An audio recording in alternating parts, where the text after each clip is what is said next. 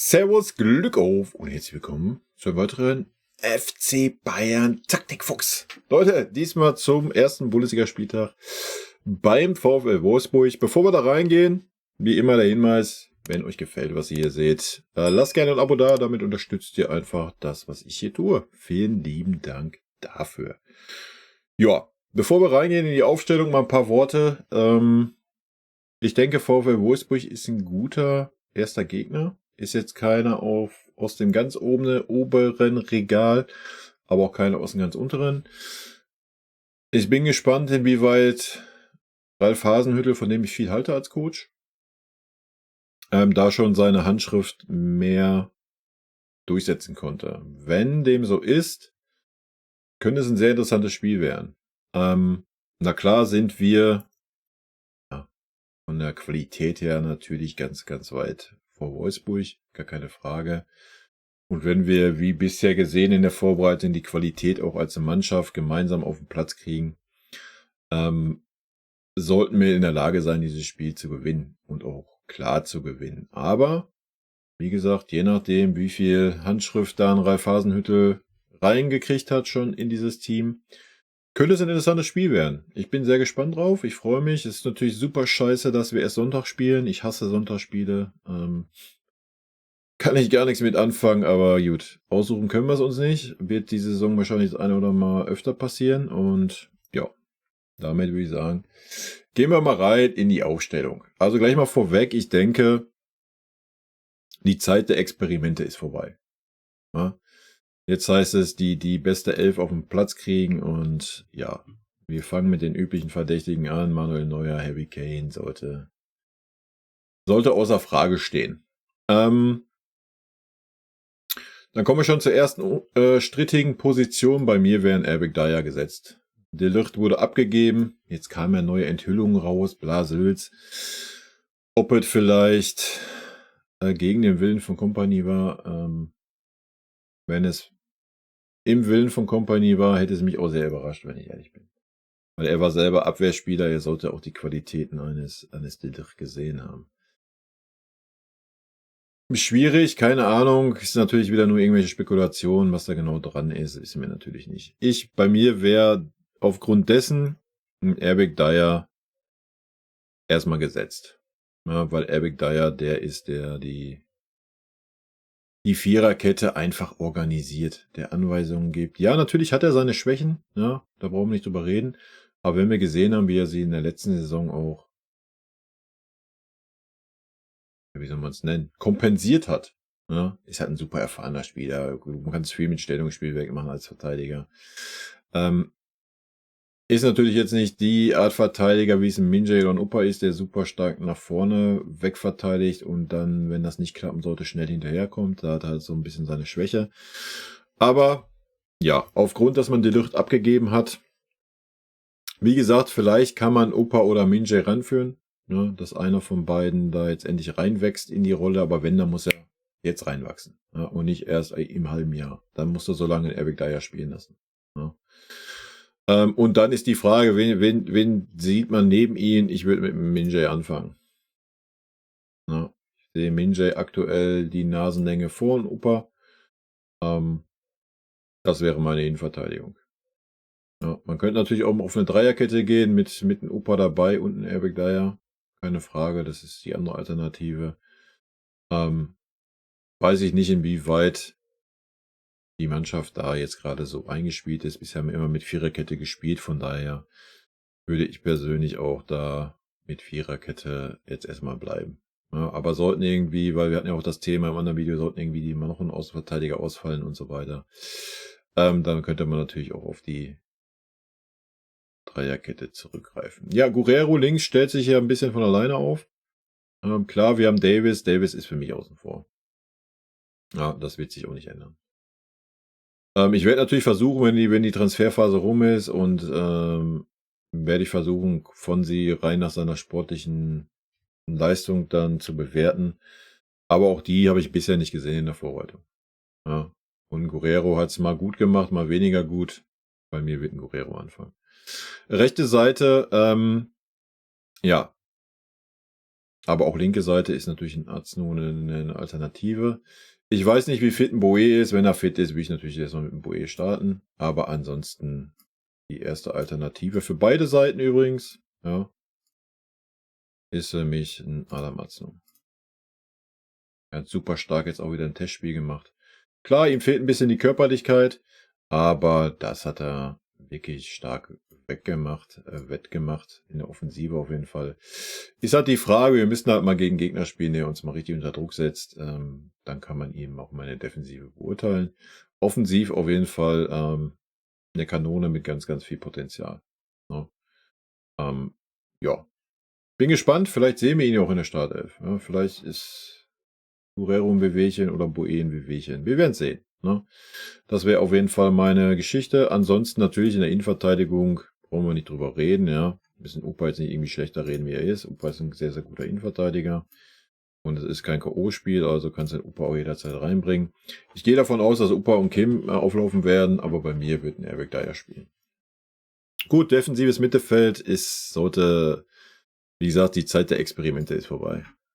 Da ist ein paar Linien und der wird da bei mir, solange er fit ist und ansatzweise seine sportliche Form hat, immer auf dieser Position stehen. Könnt ihr euch schon mal abspeichern, einbrennen. Ja, absolute Maschine, dieser Mann. Bin sehr gespannt. Alles, was ich bisher gesehen habe, hat mich ja auf jeden Fall überzeugt. Und von daher Palhinha, der defensive Mittelfeldspieler. Punkt. Gut. Dann haben wir natürlich jetzt Möglichkeiten ohne Ende.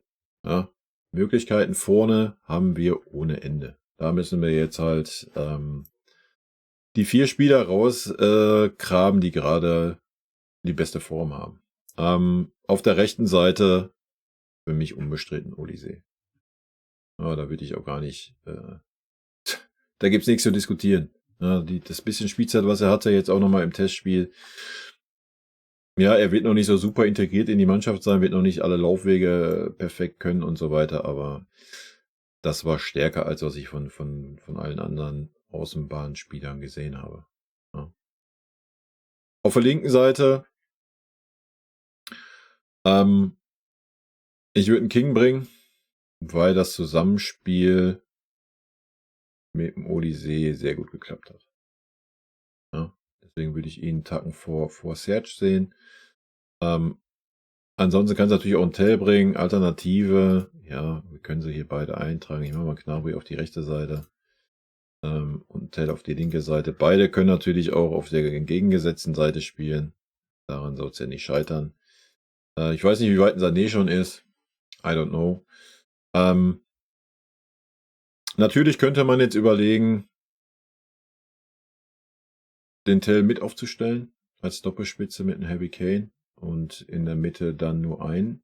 Wenn wir die Form von Musiala gesehen haben, sollte Musiala auch erstmal nicht anfangen.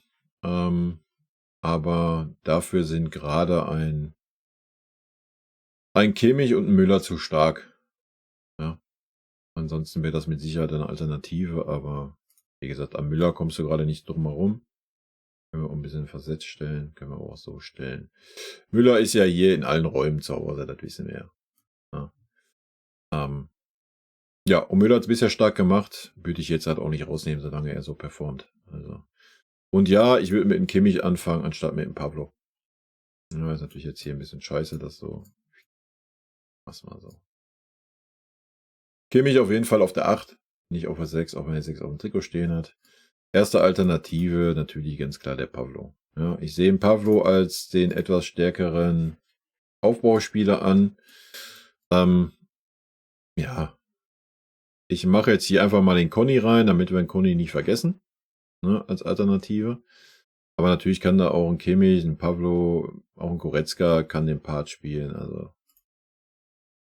Aber da sieht man schon, welche Qual der Wahl wir haben. Ja. Wir können hier auch noch den Musiala, der auch kein schlechter ist, als Alternative reintun. Und wir können für den Harry Kane noch einen Tell eintragen. Und das sind jetzt nur die gestandenen Spieler. die als Alternativen drin stehen. Mal abgesehen von der Außenverteidigung mit dem Aznu, aber du könntest ja jetzt als rechter Verteidiger, könntest du auch einen Conny Leimer eintragen, du könntest auch einen Kimmich eintragen. Könntest auf der linken Seite anstatt einen Guerrero und Davis eintragen. Dazu hast du einen Iran Kunda, du hast einen Vidovic, du hast einen Ibrahimovic, du hast einen Enkidi in der Abwehr, das auch noch eine Alternative ist. Du hast noch einen Nissina fürs zentrale Mittelfeld, der auch eine Alternative ist. Also, ja. Ne? Das ist jetzt nicht so, dass wir keine Alternative haben. Aber, wie gesagt, Spiel 1, die Zeit der Experimente ist vorbei. Das sind die Spieler, wo ich denke, dass sie aktuell am stärksten sind. Gnabry ist eigentlich, hat die Nase vorn vom King ein bisschen, aber wie gesagt, das Zusammenspiel mit Coman und Olise hat mir sehr gut gefallen, von daher will ich mit dem King anfangen. Und ich würde es handhaben wie immer. Wenn einer dieser Spieler, der jetzt anfängt, nicht liefert in der ersten Halbzeit, dann kommt er in der zweiten Halbzeit nicht wieder. Ne? Guckt euch an, was für ein Kader wir haben, welche Auswahl an Spielern wir haben. Wir reden über Leistungssport. Ne? Punkt. Und wer nicht liefert, geht raus. Feierabend. Da muss man nicht rumdiskutieren. Ja. Jeder Spieler hatte seine Chancen, jeder Spieler konnte sich zeigen. Und ja, ich bin sehr gespannt, wie das diese Saison durchgezogen wird. Mit dem Leistungsprinzip. Ja, das wird sehr interessant zu sehen sein. Ja, streiten jetzt über die Position. Wie gesagt, wir könnten hier auch einen Gnabry hinstellen, anstatt einen Coman, gehe ich mit, 100 Pro. Ein Taylor hat mir zu wenig im DFB-Pokal gemacht, bin ich ehrlich, deswegen fühle ich das nicht so, aber klar, könntest du auch einen Tell bringen, keine Frage. Aber wenn wir jetzt rein von der Leistung gehen, ja, müsste hier eigentlich ein Gnabry hin, aber wie gesagt, ich fand das Zusammenspiel jetzt in dem kurzen Zeit im Pokalspiel und auch im Dingensspiel, im Vorbereitungsspiel, das ging gerade so passiert ganz gut zwischen Coman und Olise. Und von daher würde ich das so beginnen. Kimmich und Pavlovic kannst natürlich drüber streiten, ne? Kannst auch einen Pavlo bringen, aber Kimmich war bisher saustark, muss man einfach mal so sagen. Von daher würde ich mit dem Kimmich erstmal anfangen. Palhinha ist für mich außer Konkurrenz, wenn er fit ist und in Form ist, außer Konkurrenz. Ist ein bisschen schade für Conny Leimer, aber Conny Leimer wäre ansonsten natürlich hier auch noch eine Alternative. Ja, gar keine Frage. Aber Conny Leimer ist auch für die rechte Außenbahn, könntest du ihn bringen, auf eine Halbposition kannst du ihn bringen. Also Conny Leimer kannst du nicht als Rechtsverteidiger bringen, ist schon so die Allzweckwaffe. So, ist vielleicht dann wieder ein bisschen Fluch und Segen gleichzeitig. Joa, das wäre meine Anfangsformation fürs Spiel. Mein Tipp, muss ich mal eben nachgucken, was ich getippt habe. Ich habe ja schon getippt, ich glaube 3-1 oder habe ich 3-0 getippt, eins von beiden. Ich guck mal eben. Nicht, dass ich jetzt hier Mist erzähle. 3-1 habe ich getippt für uns. Ja. That's my Tipp, Leute. Haut mir gerne eure Tipps in die Kommentare. Wenn ihr mögt, auch gerne eure Aufstellung. Oder wenn ihr meint, hier ist irgendwie ein ganz grober Fehler drin, dann haut das gerne auch rein. Das wäre meine Anfangsformation. Und ansonsten, wie gehabt, ne? Leistungsprinzip. Da müssen wir hinkommen. Wenn jemand einen schlechten Tag hat, was völlig menschlich ist, völlig gut ist. Klar, wäre es natürlich schön, wenn man das im Vorfeld schon aussortieren könnte. Und das wissen wir natürlich nicht, da haben wir keinen Einblick. Wenn dem nicht so sein sollte und jemand hat einen gebrauchten Tag eine Halbzeit lang, ja, dann gehört er in der zweiten Halbzeit einfach nicht mehr um den Platz. Fertig. Dafür haben wir einfach zu viele Alternativen aktuell. In diesem Sinne, Leute, rot-weiße Grüße gehen raus. Ich wünsche euch natürlich viel Spaß. Leider erst am Sonntag. Wie immer an dieser Stelle, vielen lieben Dank für euren Support hier. Vielen lieben Dank für euren Support hier auf dem Kanal. Und in diesem Sinne, gute Freunde kann niemand trennen.